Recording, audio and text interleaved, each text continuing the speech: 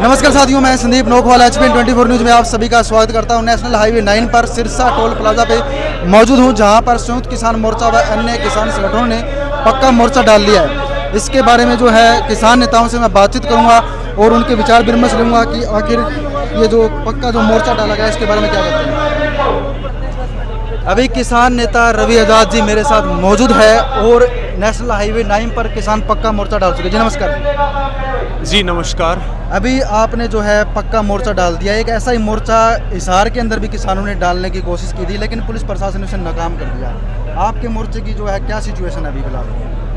नहीं, देखिए, मोर्चे लगते रहेंगे और ये नेशनल हाईवे नंबर 9 को जाम करना ये किसानों का मजबूरी भरा कदम है। ये हमारे कोई शौक नहीं है, लेकिन सरकार अगर ये समझ रही है कि सरकार किसान की बात को नहीं मानेगी, अधिकारी किसान की बात को नहीं सुनेंगे, तो सीधी स्पष्ट बात है, सरकार जब हमें नहीं मान रही तो हम सरकार को क्यों माने?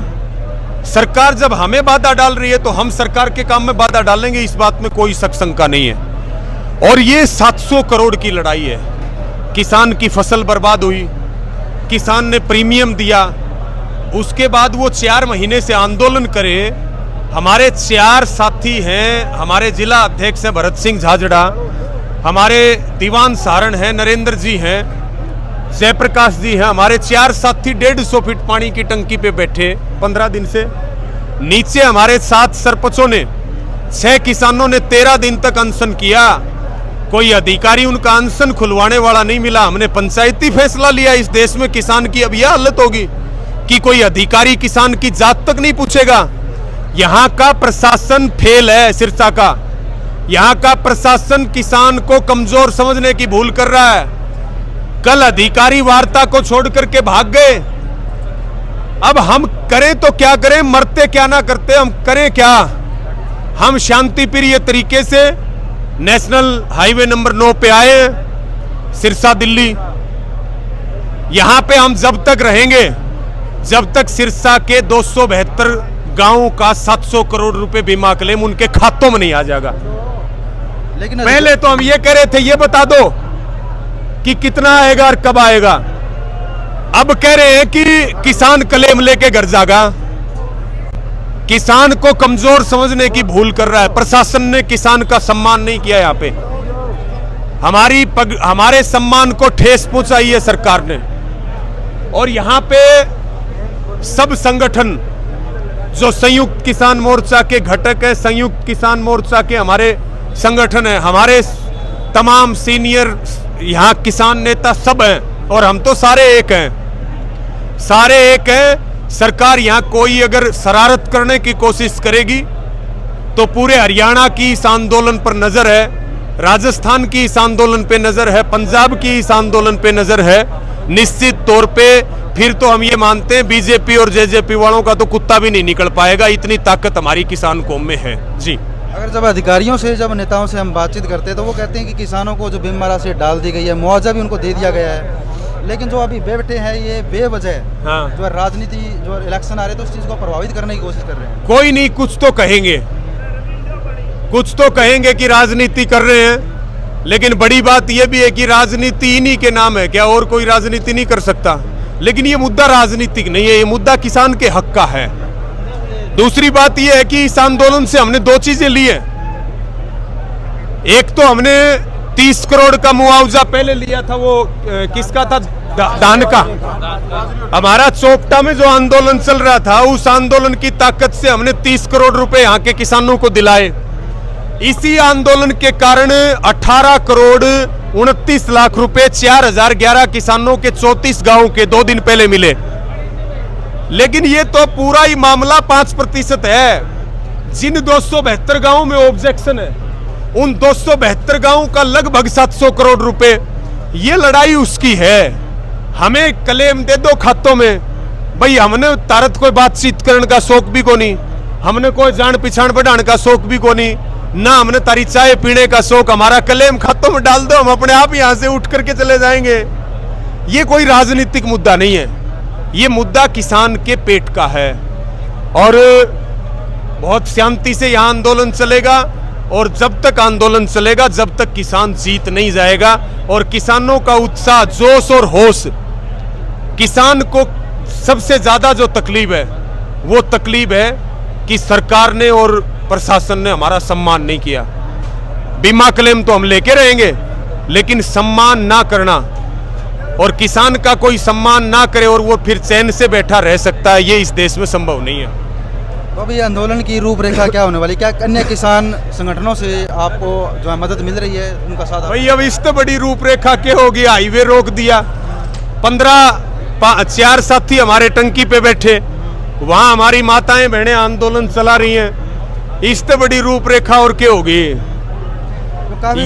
ये हमने हाईवे नहीं रोका, इस बात को हम स्पष्ट कर दें, ये हाईवे नहीं रोक रखा, ये सरकार की सांस लेने की पाइप रोक रखी है हमने।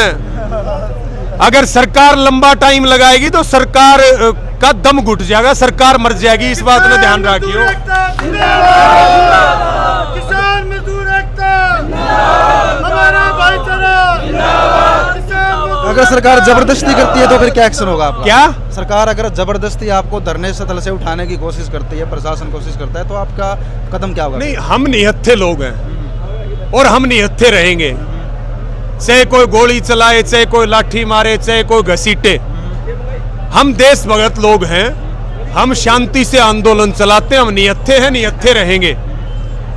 जो सरकार करेगी वो करेगी। और भाई एक बात और है, आंदोलन में लाडू कौन खुआया करे? आंदोलन में तो लठे पड़ेंगे, लेकिन हमारे ऊपर एक लठ पड़ेगा। अगर हमारे एक भी किसान के लाठी लगी तो फिर आप ये मान लो, पहले भी मैंने कहा था कि बीजेपी वालों का तो पूरे हरियाणा में कुत्ता भी नहीं आप चल पाएगा, सड़क के ऊपर कुत्ता भी। एक और सवाल आपसे, जैसे कि काफी लोग कहते हैं कि किसान आज बीमा के पैसे को लिए बैठे हैं, तो क्या उन्हें जान से ज्यादा पैसे प्यारे हो गए? किसको? कुछ लोग कहते हैं किसान आज जो है अरे हमें जान से ज्यादा पैसे प्यारे नहीं है, लेकिन तुम्हें जो है अपनी इज्जत से प्यारे पैसे हैं। और ये पैसे कोई नाचे गाए के नहीं है, ये किसान का हक है। अगर पैसे से ही इतनी नफरत है तो हमें हमारा हक क्यों नहीं दे देते? हम अपने घर चले जाएंगे। कौन कह रहा है ऐसी बात? जी, अभी जैसे कि बाढ़ प्रभावित एरिया में भी काफी फसलें खराब हुई है, उसको लेकर जो है किसान संगठनों क्या करने वाले हैं? देखिए अभी हमारा एक मुद्दा है, 700 करोड़ रुपए बीमा क्लेम दिलाओगे। और भाई हमारा 24 घंटे 365 दिन का काम आंदोलन करने का है। और फिर अगली जगह पहुंच जाओगे, फिर अगली जगह पहुंच जाओगे, फिर अगली जगह पहुंच जाएंगे। आंदोलन चलते रहेंगे।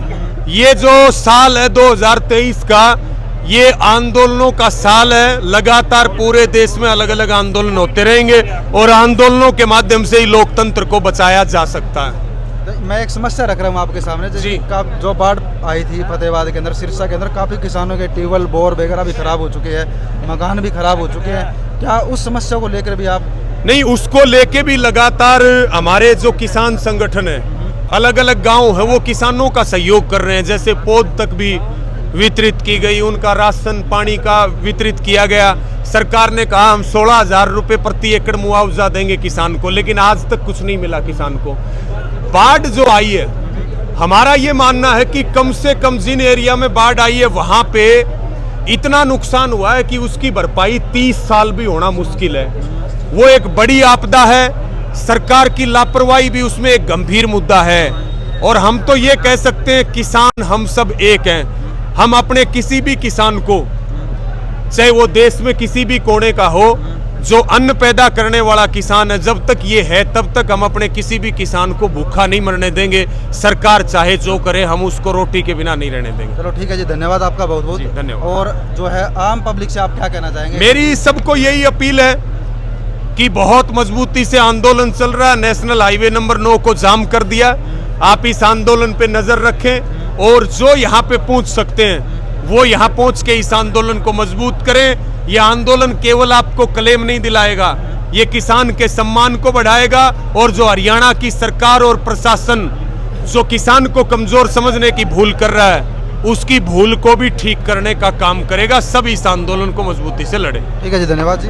ये थे हमारे साथ किसान नेता रवि आज़ाद जी, जिन्होंने किसानों की समस्या को लेकर और नेशनल हाईवे 9 के जाम को लेकर जो अपने विचार विमर्श रखे हैं।